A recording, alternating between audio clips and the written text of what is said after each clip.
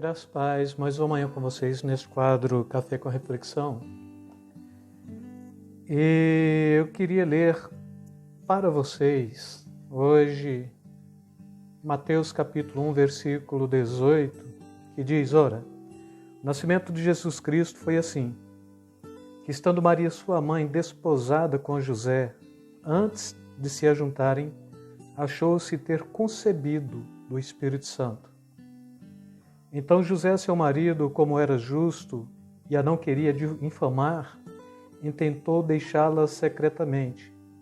E projetando ele isto, eis que um sonho lhe apareceu, um anjo do Senhor, dizendo: José, filho de Davi, não temas receber Maria tua mulher, porque o que nela está gerado é do Espírito Santo. Dará à luz um filho e chamarás o seu nome Jesus, porque ele salvará o seu povo dos seus pecados. Tudo isto aconteceu para que se cumprisse o que fora dito por parte do Senhor pelo profeta, que diz: Eis que a virgem conceberá e dará à luz um filho, e chamá-lo-á pelo nome de Emanuel, que traduzido é Deus conosco. E José, despertando do sono, fez como o anjo do Senhor lhe ordenara, e recebeu sua mulher. E no versículo 25 diz, e último, não é? Diz: E não a conheceu até que deu à luz seu filho, o primogênito, e pôs-lhe o nome Jesus. A questão é que quando a gente fala de festejar o Natal, a gente está dividindo o mundo em duas partes bem distintas, Oriente e Ocidente. E quando a gente tenta buscar este conceito Natal mesmo, eu estava olhando aqui ainda, Natal ele surge mesmo, tem um evento comemorativo dentro daquilo que a gente chama dos países eslavos. É quando surge o Natal, então é na Rússia, Bielorrússia, Ucrânia, Polônia, República Tcheca e Eslováquia, Bulgária, Croácia, Macedônia e partes destas regiões aí da Europa, com esta proposta bem central mesmo de celebrar o dia 25 como sendo o dia do nascimento de Jesus, não é? Tendo como proposta uma finalidade um feriado e festival religioso cristão, praticado primeiro do ponto de vista do que a Wikipédia está propondo nos países eslavos mesmo e pela Igreja Ortodoxa grega, né, pelos cristãos ortodoxos, que chama-se igreja, alguns dão o nome de Igreja Ortodoxa ou Igreja Católica Ortodoxa, e outros Igreja Ortodoxa Oriental. Mas neste contexto ainda de ortodoxo oriental, necessariamente não está falando do Oriente, porque o Natal ele vai dividir o globo em duas partes, e a parte do Ocidente festeja-se o Natal e a parte do Oriente abre mão do Natal, porque então tem outras conotações que necessariamente são menos religiosas, menos capitalistas, e assim traz um outro conceito também dentro desta festividade, senão que alguns países de origem oriental, inclusive até partindo do Extremo Oriente mesmo, do Japão, adaptou o seu calendário para o calendário cristão oriental. Então abriu mão da sua cultura e festeja neste período também os mesmos feriados nossos, as mesmas festas nossas, passagem de ano. Com certeza também traz esse conceito de falar do Natal neste período também. E a Coreia do Sul, hoje onde está erradicada uma das maiores igrejas, ou a maior igreja evangélica do mundo, né? A igreja do pastor, o antigo Paul Yong-Soo, hoje David Yong-Soo. E quando a gente para tentar buscar esta realidade do Natal, a realidade que a gente vai encontrar é esta mesmo. Natal, ela, dentro da semântica, está falando de nascimento, data de nascimento e assim por diante, data natalícia, então é o período que eles resolveram guardar como nascimento de Jesus. E a Bíblia nos traz a proposta, então, do nascimento de Jesus, como eu narrei para vocês, mas com um diferencial do que a cultura secularizada propõe e do que a Bíblia propõe. Porque, então, dentro do calendário secularizado, mesmo sendo cristão, um calendário que a gente chama de gregoriano, né? Papa Gregório, que estipulou esse calendário que nós vivemos nele, é uma festa de cunho religioso, mas tem muito pouco do ponto de vista religioso, é mais comercial mesmo. E quando se fala nesse conceito da religiosidade dentro deste contexto, o que a gente vai pegar é que ela fala por último. É uma festa que a princípio poderia ter tido um festival religioso muito forte, mas necessariamente hoje já não mais. E 25 de dezembro, que é o 359 dias do ano no calendário gregoriano, né?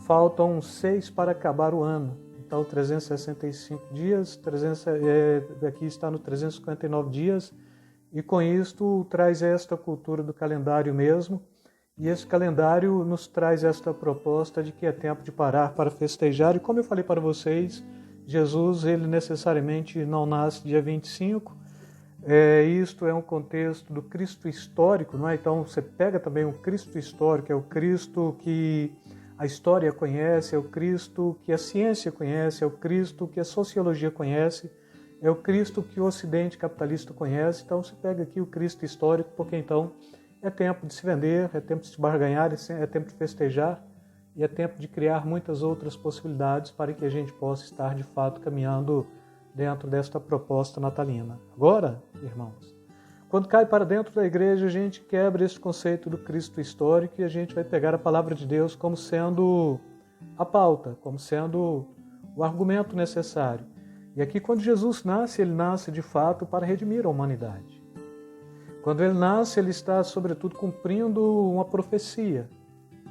Ele está nascendo para fazer aquilo que a própria condição judaica, como religião, não estava sendo eficaz para fazer, que era trazer justiça para o homem, justificar o homem. Por isso o nascimento de Jesus foi assim, e a Bíblia já começa propondo. E aqui tinha que nascer alguém totalmente justo, justo do ponto de vista de que não tinha que ter em si a mancha ou a mácula do pecado original. E aí a Bíblia está falando então do próprio Jesus, que é gerado no ventre de Maria, uma mulher virgem, pela ação e pelo poder do Espírito Santo, e o próprio José, não querendo infamá-la, resolve deixá-la, abandoná-la secretamente, porque então, se ele fala publicamente que Maria estava grávida, haveria uma corte em Israel que ia julgar esta causa, e se José falasse, olha, eu não sou o pai, não fui eu, ela seria enquadrada no crime de adultério, e o crime de adultério, nesse contexto aqui, seria morte por apedrejamento, e a Bíblia está falando do José que ama e do José que resolve abandoná-la secretamente. Porque do ponto de vista de José, seria melhor ele ser acusado de um pai que abandonou a família do que ela ser acusada de adúltera e ter como pena capital a própria morte. E a Bíblia diz que ele era justo. E por esse conceito que trazia no coração de justiça, ele resolve deixá-la secretamente. Mas é quando então tem a intervenção do anjo, do Senhor, dizendo para que ele não temesse aquela condição, porque tudo que estava acontecendo era obra do Espírito Santo e cumpre uma profecia naquele contexto também, né? E dará à luz o filho, chamará o seu nome Jesus, porque ele salvará o seu povo dos seus pecados.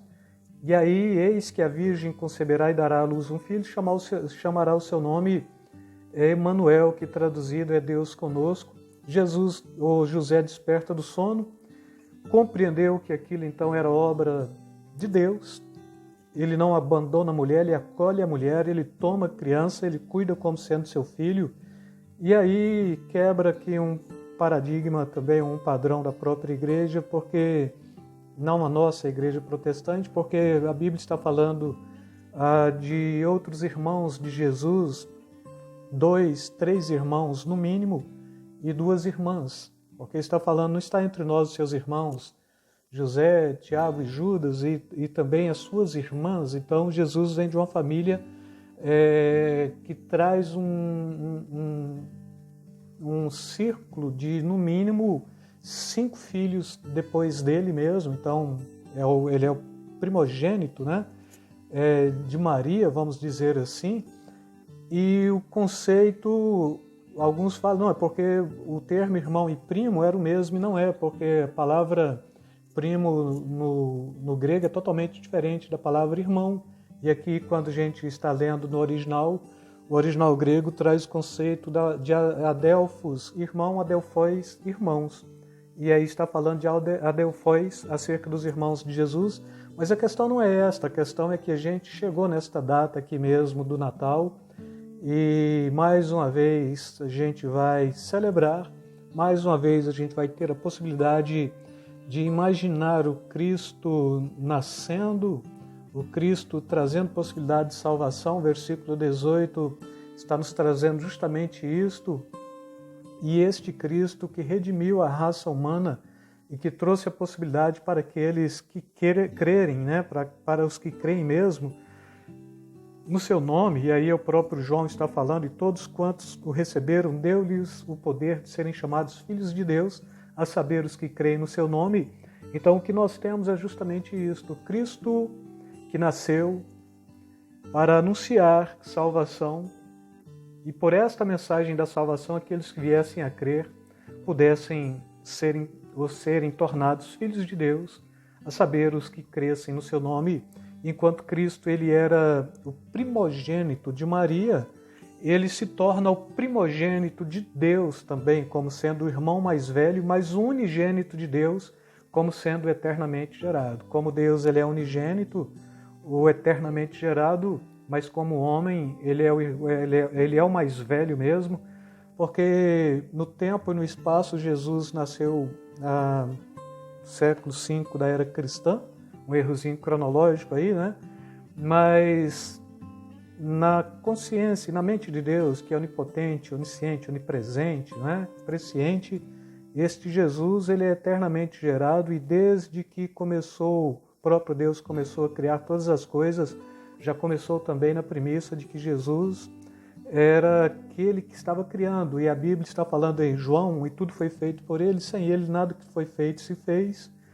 E compreendemos que este tempo de Natal é tempo de refazer, é tempo de reconstruir, é tempo de repaginar, é tempo de mudar a página, é tempo do Yom Kippur dentro da cultura judaica, ou seja, é tempo do perdão. Perdoa quem precisa ser perdoado, relacione-se com quem precisa outra vez relacionar, faça a paz com todos, seguir a paz uns com os outros, né? E a santificação também, sem a qual ninguém verá o Senhor, é a Bíblia que está falando isto.